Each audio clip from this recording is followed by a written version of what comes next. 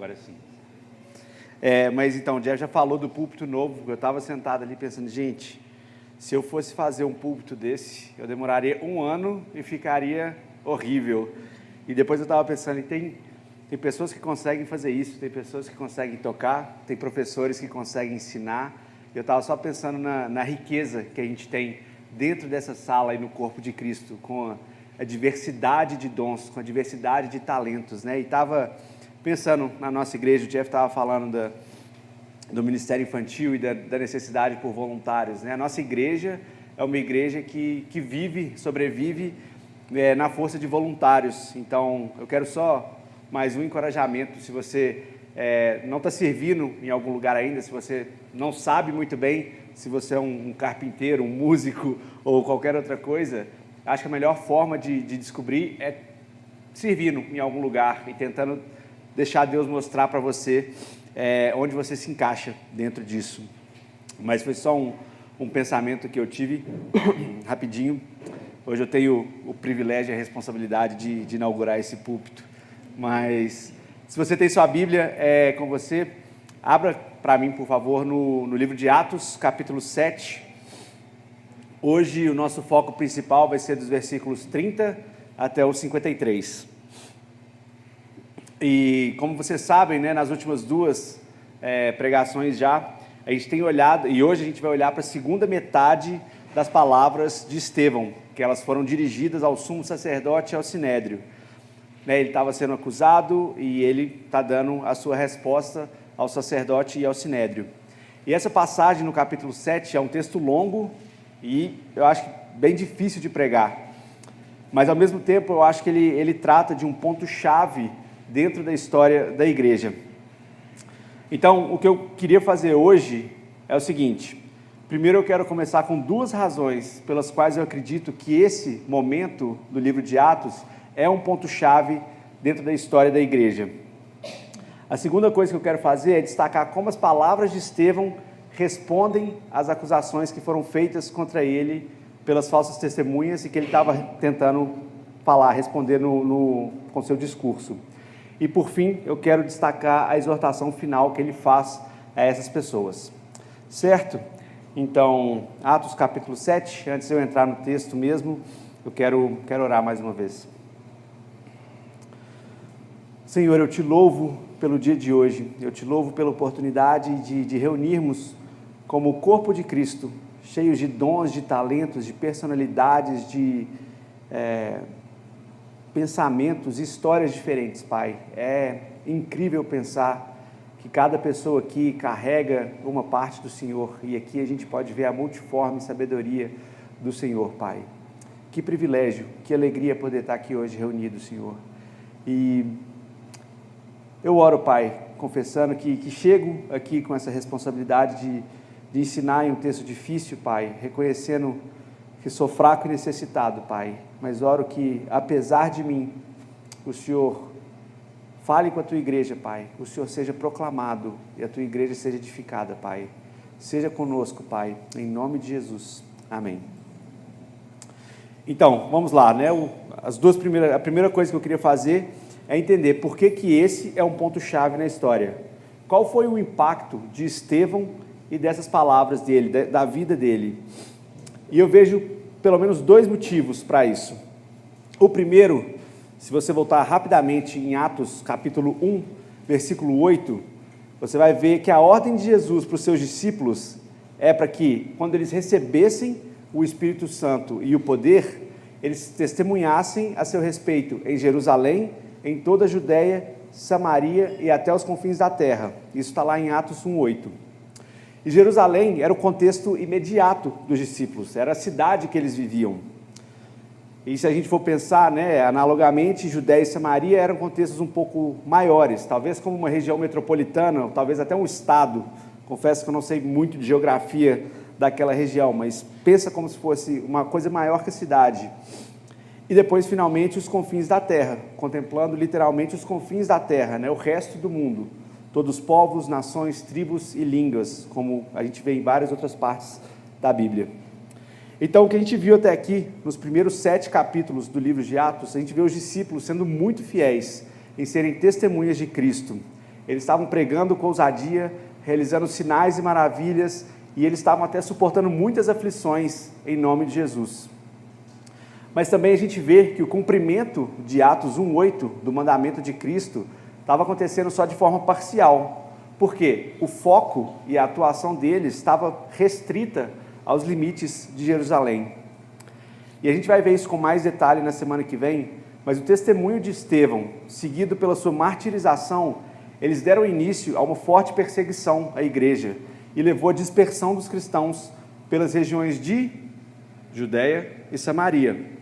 Então, a primeira razão que eu acho que os acontecimentos que a gente está estudando agora são chaves na história da igreja é porque eles abriram a porta para o evangelho ser pregado em outros contextos, e assim o mandamento de Jesus fosse cumprido na íntegra.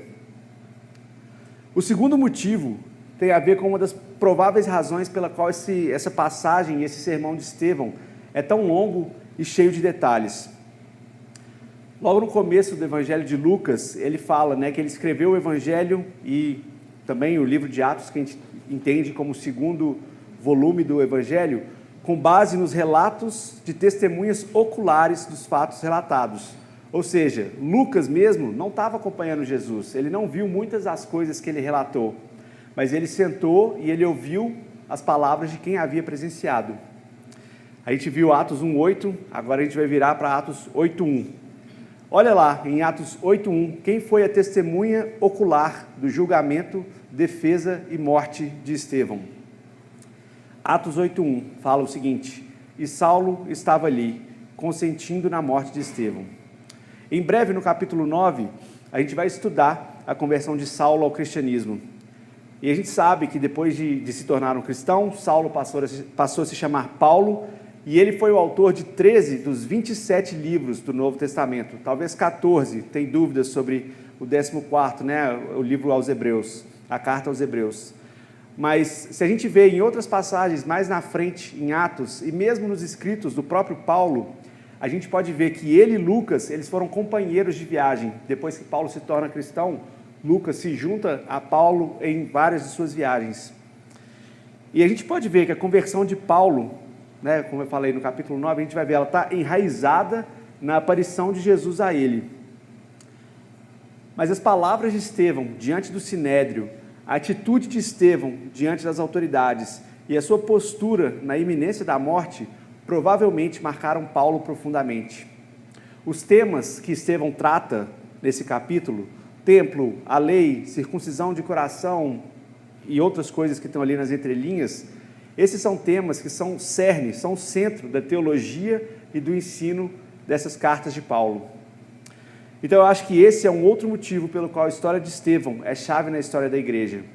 As suas palavras e a sua vida impactaram profundamente Paulo, que é considerado um dos maiores apóstolos, se não o maior. E o ensino e o ministério de Paulo foram e são fundamentais para a evangelização dos gentios naquela época e até hoje, e é base doutrinária da igreja como a gente conhece hoje. Então, fechando isso, resumindo, 2 motivos pelos quais esses relatos, esse estudo que a gente está fazendo de Estevão, fazem parte de um momento chave na história da igreja. Primeiro, abriu as portas para o evangelho nas regiões da Judéia e Samaria, permitindo o avanço na ordem que Jesus tinha deixado aos discípulos. E o segundo, pelo impacto na vida e doutrina do apóstolo Paulo e, consequentemente, na doutrina da igreja como a gente conhece hoje. Então essa era a primeira coisa que eu queria destacar.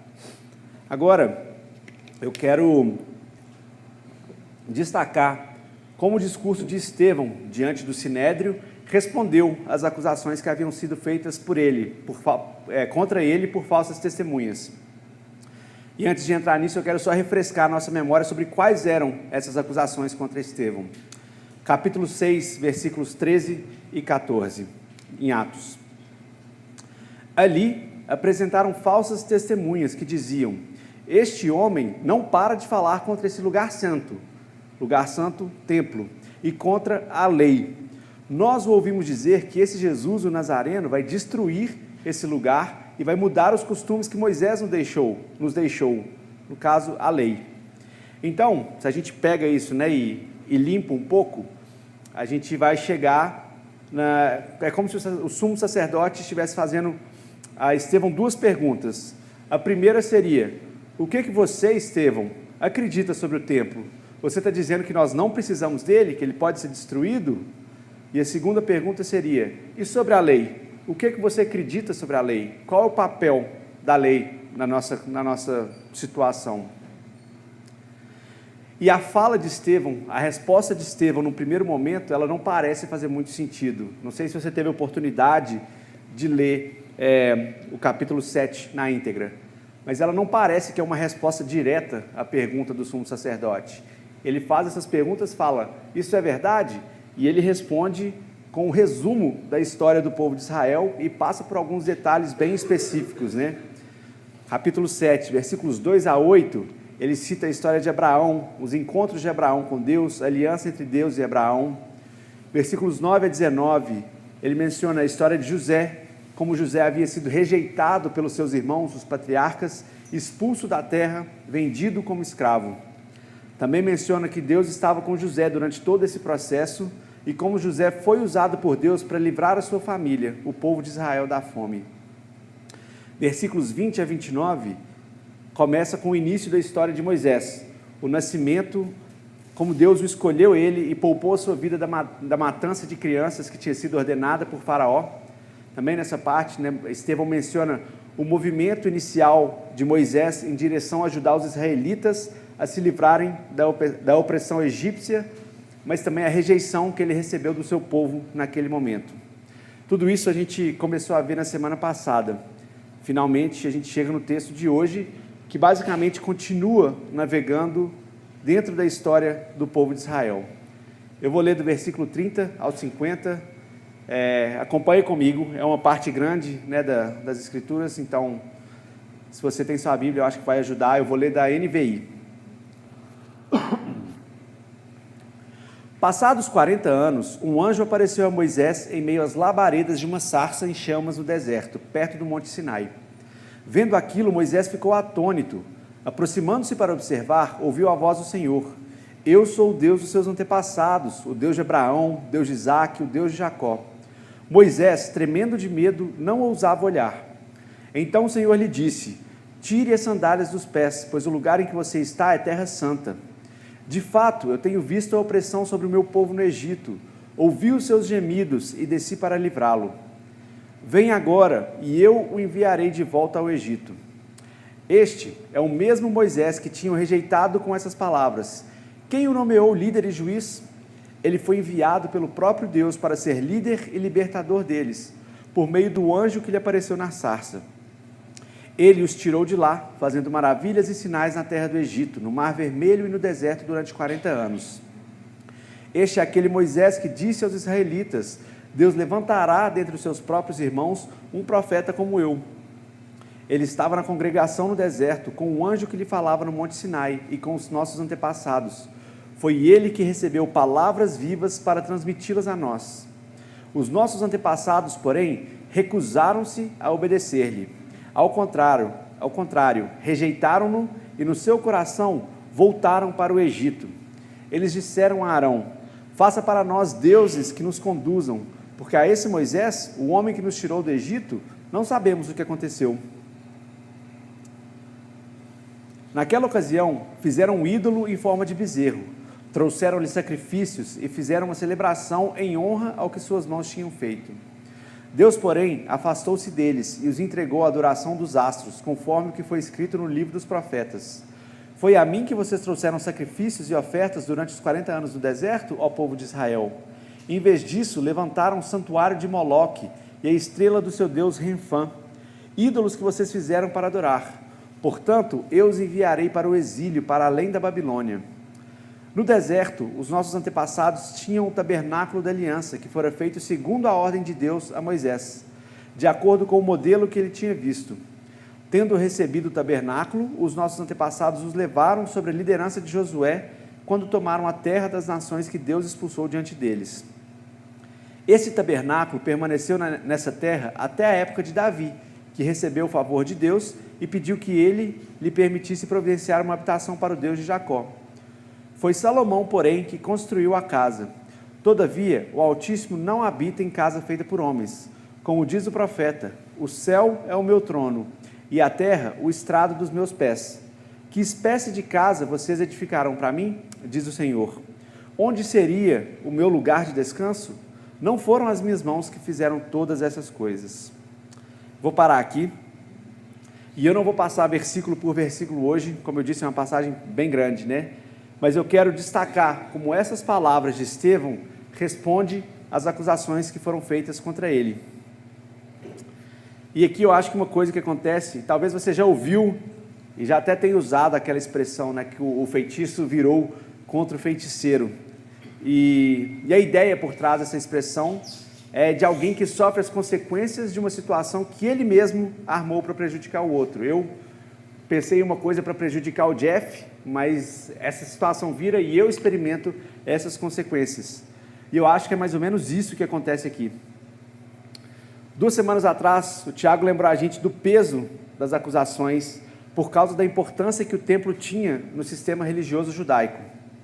O templo, ele era conhecido como o local, ele não era conhecido, né, mas era o local da habitação de Deus, era o local onde a glória de Deus habitava, era o local onde os sacerdotes ministravam em favor do povo e onde os sacrifícios eram oferecidos para o perdão do pecado. Os sacerdotes, fariseus e autoridades, eles queriam frear o crescimento da igreja, queriam parar isso, talvez até extinguir completamente a igreja. Então eles pegam e acusam Estevão de, com as suas falas, com seus ensinos sobre Jesus, estar desprezando o templo, tornando o templo obsoleto. E ao fazer isso, também estaria desprezando a lei de Deus, uma vez que o templo era necessário para a realização dos sacrifícios para perdão dos pecados. A crença dessas pessoas, desses líderes religiosos, era a de que seria impossível encontrar a Deus fora do templo e ser encontrado justo diante de Deus sem a obediência perfeita da lei. Eles haviam colocado Deus dentro de uma caixa. Deus se manifesta assim, dessa forma, nessas circunstâncias. E essa pregação de Estevão, ela revela o tanto que eles estavam enganados. Ele começa mostrando como que na história de Israel, a presença de Deus, ela não se limita ao templo. Os versículos 30 a 33. Passados 40 anos, um anjo apareceu a Moisés em meio às labaredas de uma sarça em chamas no deserto, perto do Monte Sinai.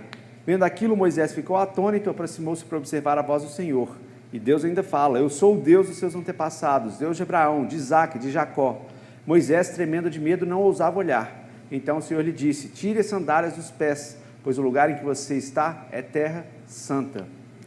Essa aparição de Deus a Moisés, ela acontece muito antes do tabernáculo ou do templo serem construídos.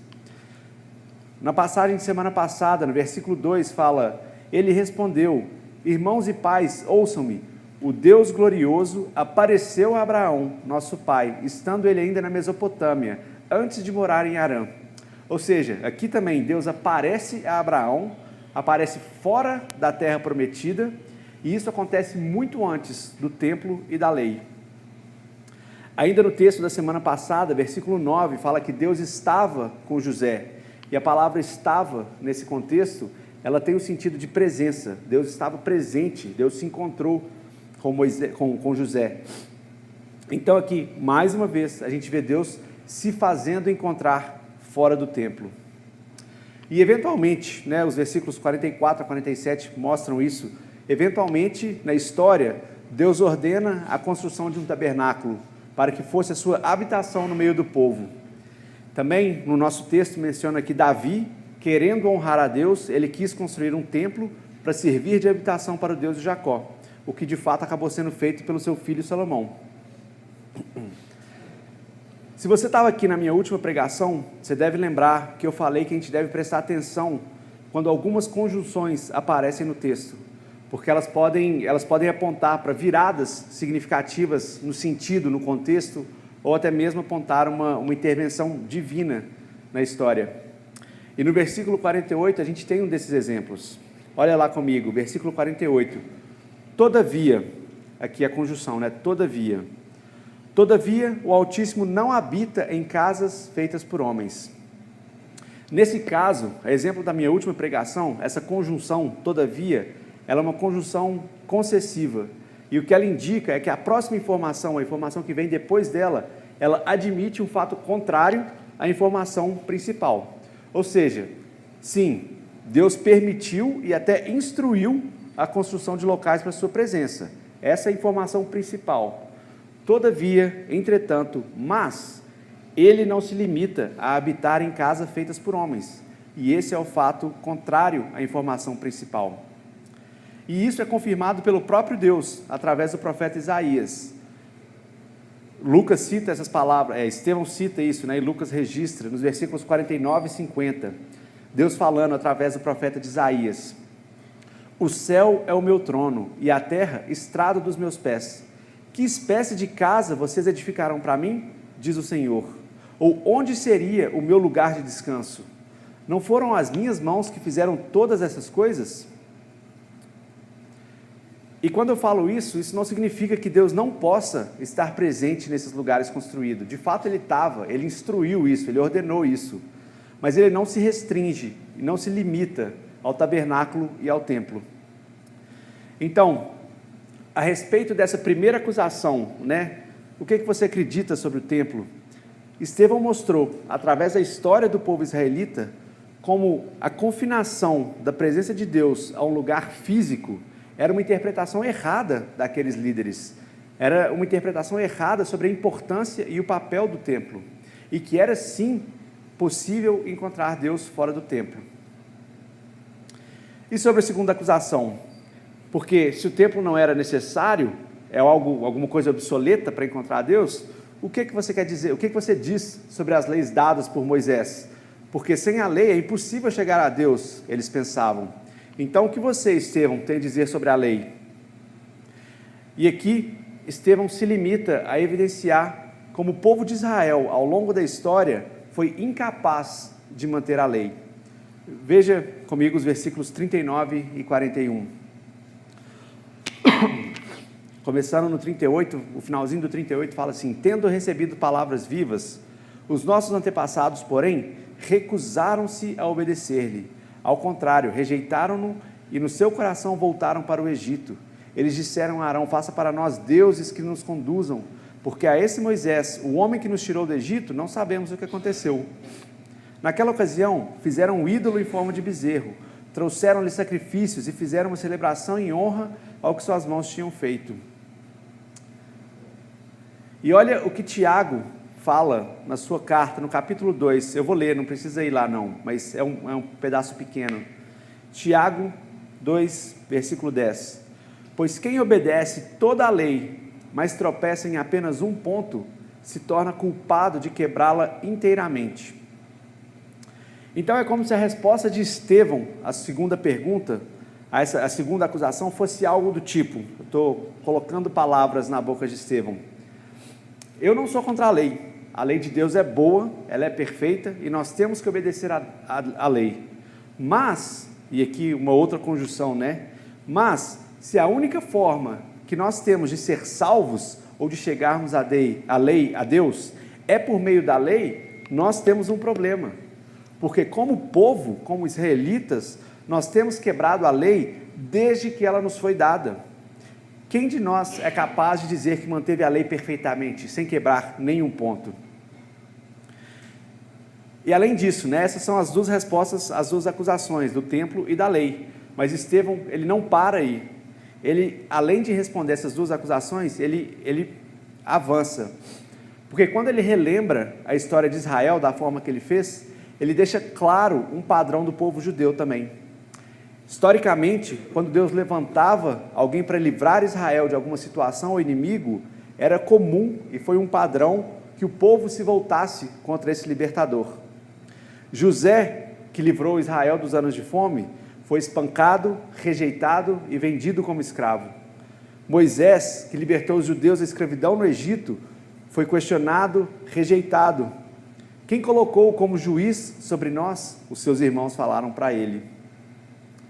Não era surpresa, portanto, que o mesmo tenha acontecido com Jesus. O Filho de Deus, enviado por ele para tirar de uma vez por todas o pecado do mundo, ele foi predito em toda a história de Israel, inclusive por Moisés, né, como a gente vê no versículo 37 do nosso texto. Mas Jesus foi como os outros no passado, rejeitado e morto pelo seu próprio povo.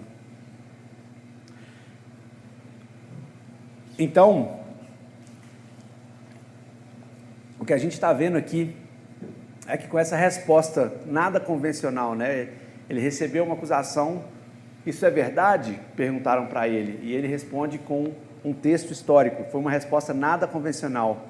Mas então aqui Estevão faz o que eu falei, né? Ele faz o feitiço virar contra o feiticeiro. As acusações que estavam sendo feitas contra ele, elas se tornam acusações contra os seus acusadores. São vocês que fazem do templo algo que não é. São vocês que exigem o cumprimento da lei, mas são culpados de quebrá-la. Além disso, vocês têm o histórico de perseguirem os libertadores enviados por Deus. Não é uma surpresa que vocês tenham feito a mesma coisa com Jesus. Então, essa é uma forma da gente entender como que Estevão estava respondendo às acusações que foram feitas contra ele. E agora, eu quero destacar as palavras finais do sermão de Estevão, versículos 51 a 53, porque essas são palavras muito fortes, que exortam e apresentam a razão por trás do pecado daqueles líderes religiosos. Vejam comigo lá o versículo 51 a 53. Povo rebelde, obstinado de coração e de ouvidos, vocês são iguais aos seus antepassados, sempre resistem ao Espírito Santo. Qual dos profetas os seus antepassados não perseguiram? Eles mataram aqueles que prediziam a vida do justo, de quem agora vocês se tornaram traidores e assassinos. Vocês que receberam a lei por intermédio de anjos, mas não lhe obedeceram. Povo rebelde, obstinado de coração, sempre resistem ao Espírito, vocês não obedecem à lei. São muito fortes as palavras de Estevão. E aqui o versículo 51 e 53, eles apontam o problema central, é exatamente isso, né? Povo rebelde. A palavra original aqui tem o sentido de pescoço duro, pescoço enrijecido, povo teimoso, cabeça dura, obstinado de coração. Algumas versões trazem as palavras incircuncisos de coração e ouvidos. E se você já leu alguma coisa de Paulo, você vê muito sobre Paulo falando sobre a circuncisão na carne e a circuncisão do coração. Não dá para a gente entrar nisso, né? Mas a ideia é de que você precisa ter uma mudança de coração e não só externa. Isso no versículo 51. No 53 ele fala, vocês receberam, mas não obedeceram à lei. Vocês são culpados e tem isso contra vocês. Em outras palavras, é como se Estevão estivesse falando, vocês são teimosos, vocês acham que as coisas funcionam segundo o seu tempo, a sua vontade, a sua interpretação. E ainda que não fosse assim, vocês não conseguem viver pelo padrão que exigem. Vocês são culpados de pecar contra Deus. E o versículo no meio, o 52, ele aponta para a parte que eles estavam ignorando. A solução que Deus já tinha providenciado e já tinha pensado, que é a vinda de Jesus, o justo. Olha só, pensando nisso, né? Jesus, o justo. Existem duas formas de cumprir uma lei.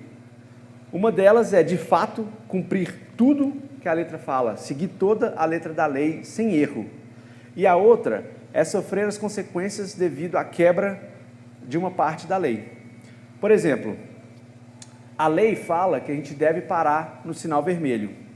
Uma forma de cumprir essa lei é parando em todo sinal vermelho que eu ver. Parei no sinal, cumpri a lei. A outra é pagando o preço da multa devida caso eu ultrapasse o farol. Passei o farol, quebrei a lei. Qual a minha penalidade? Uma multa, paguei a multa, estou quitte com a lei.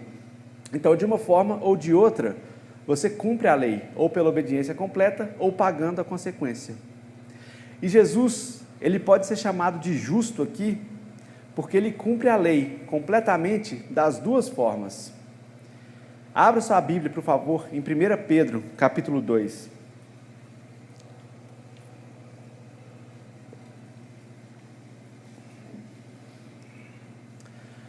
1 1 Pedro, capítulo 2, começando nos versículos 22 e 23. Olha o que o apóstolo fala sobre isso, sobre Jesus. 22. Ele não cometeu pecado algum, e nenhum engano foi encontrado na sua boca. Quando ele era insultado, não revidava. Quando sofria, não fazia ameaças, mas entregava-se àquele que julga com justiça. Ou seja, Jesus não cometeu pecado nenhum. Jesus, o justo, ele cumpriu toda a lei. Nenhum engano foi encontrado na sua boca. Ele não cometeu nenhum pecado. Mas Pedro continua no versículo 24. Ele mesmo levou no corpo os nossos pecados sobre o madeiro. Paulo fala sobre isso, né? Mas o salário do pecado, o preço, a multa, entre aspas, pela quebra da lei de Deus é a morte. E os sacrifícios que eram oferecidos no templo eram um sinal disso. Eles levavam sacrifícios para serem mortos como um sinal da purificação. E Jesus, o justo, mesmo não tendo pecado nenhum, pagou a consequência última pelos meus pecados, pelos seus pecados. Ou seja, Jesus, ele não cumpre só a lei pela obediência, mas ele também cumpre pela consequência. E por que ele fez isso? Continuando no texto. A fim de que morrêssemos para os pecados e vivêssemos para a justiça. Por suas feridas vocês foram curados. Povo rebelde, obstinado de coração. Essas foram as palavras de Estevão, e elas foram muito fortes. Mas como a gente vai ver na semana que vem, elas não foram suficientes para levar os seus acusadores ao arrependimento naqueles momentos. Eles ainda mataram Estevão, mas Deus é soberano sobre isso, como eu disse, né? Isso foi um ponto de virada na história da igreja. Mas a minha esperança para nós hoje é que nós possamos aprender com as palavras de Estevão. É que nós não sejamos como esses líderes religiosos, que a gente não coloque Deus numa caixa, esperando que Ele se manifeste, haja ou responda às nossas preferências, aos nossos desejos, às nossas interpretações. O meu desejo é que nós, como corpo, como indivíduos, a gente não espere encontrar com Deus só nos domingos, no templo. Eu sei que isso aqui não é muito um templo, né? Mas só nos domingos na igreja é o que a gente vai relacionar com Ele, só com base na nossa suposta obediência às regras, como a gente já viu, é impossível obedecer perfeitamente às regras. O mundo hoje fala para a gente confiar nos nossos corações, nas nossas emoções, seja quem você quer ser, siga o seu coração, confie naquilo que você está sentindo. Mas olha o que Deus diz em Jeremias 17, abre lá se você tem sua Bíblia, eu vou dar um tempinho. Jeremias 17, versículos 9 e 10.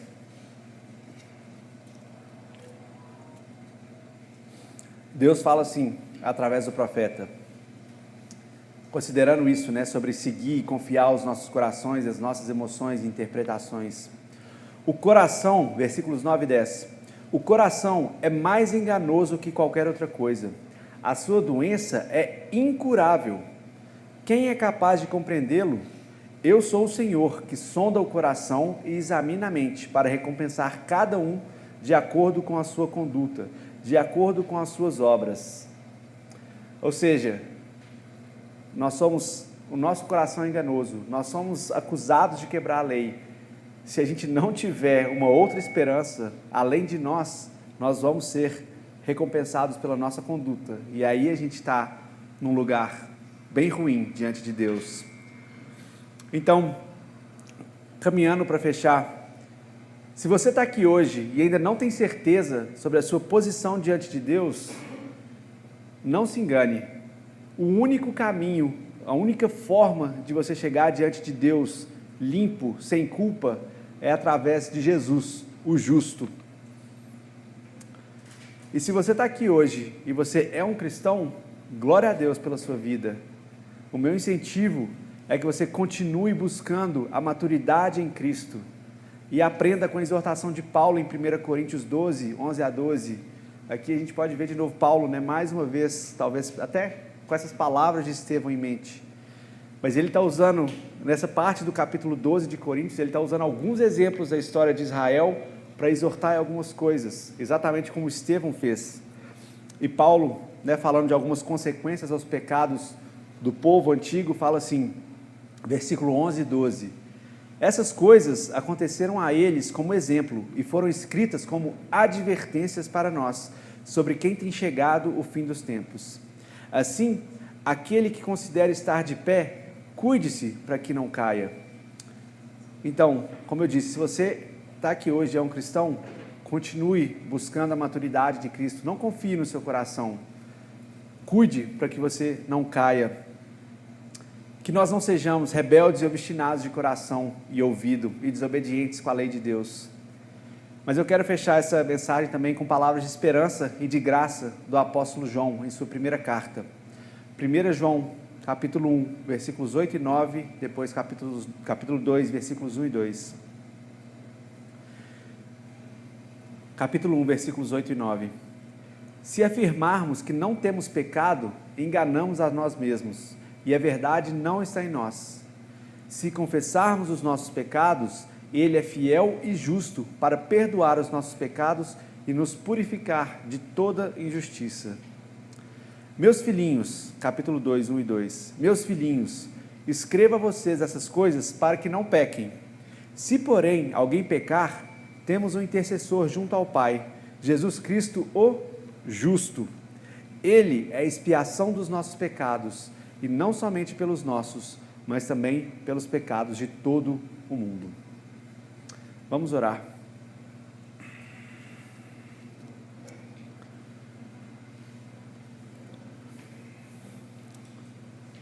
Senhor, eu te louvo, Pai, pela vida de servos como Estevão, Pai, que com ousadia e convicção, Pai, se colocou diante dos seus acusadores, sem medo, Pai, e proclamou das Tuas verdades, Pai, proclamou das obras das Tuas mãos, Pai, coisas que o Senhor tem feito desde o começo da história, Pai. Homens como Estevão, que impactaram homens como Paulo, Pai, que permitiram que o Evangelho chegasse até aqui, hoje, na comunidade Horizonte, Pai. Louvados sejam, Pai, esses servos do Senhor, Pai. E eu oro para que nós aqui hoje, Pai, nós não coloquemos nossa confiança nos nossos corações, nas nossas interpretações, nas nossas vontades, Pai, na forma como a gente quer que o Senhor apareça para nós, Pai, mas que nós tenhamos os nossos olhos, Pai, e o coração abertos pelo Teu Espírito Santo, Pai, para enxergar tudo como o Senhor tem feito, Pai. E eu oro, Pai, para que do nosso meio, Pai, Estevãos e Paulos sejam levantados, Pai, pessoas que tenham um compromisso com a verdade, Pai, que tenham um compromisso com o Teu reino, com a missão, Pai, pessoas que estão comprometidas em crescer em maturidade, Pai. E finalmente eu Te louvo, Pai, porque mesmo conhecendo o Senhor, Pai, nós não conseguimos viver de maneira correta, Pai.